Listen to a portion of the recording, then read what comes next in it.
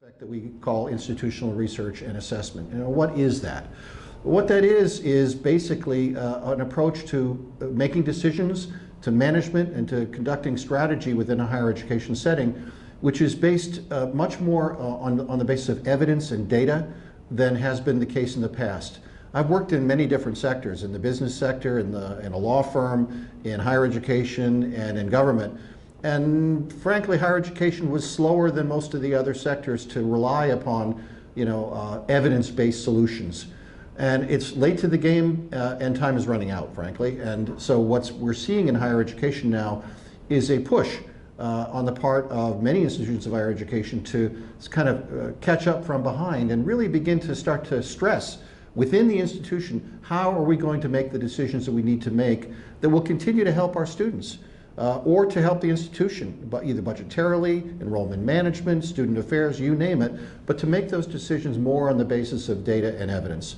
So the concentration that we've fashioned relies upon that as a focus. I'm an assistant professor here in the Mark School of Public and International Affairs, and I teach in the Higher Ed Administration program.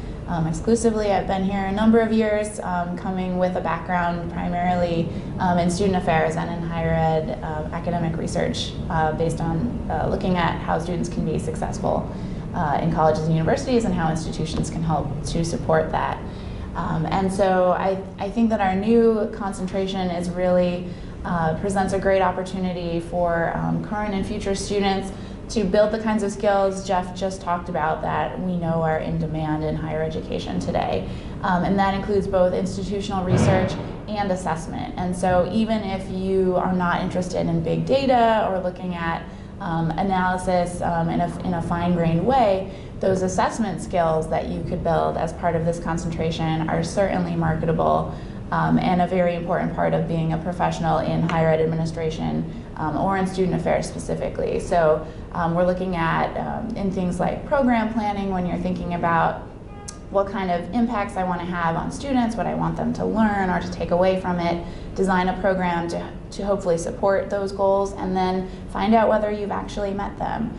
And then use those results both for evaluative purposes and to inform future planning and iteration. So it's really about a cycle of using evidence to best support our students and our institutions. At the Mark School and across the country now, we see a great emphasis on learning outcome assessment, which is not going to be big data and statistical analysis. It's more, how do we determine by the time students graduate from the program, based upon the work that they've put out, whether or not we can actually see evidence that they've actually come to the competencies that we hope them to get. That's just one example of the kinds of things that you can do with a degree in assessment that is not, strictly speaking, just about statistics and numbers.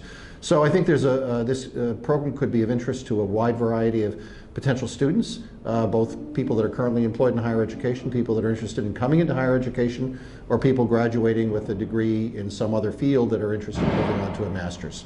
And we hope that you'll consider us if you're thinking about a degree.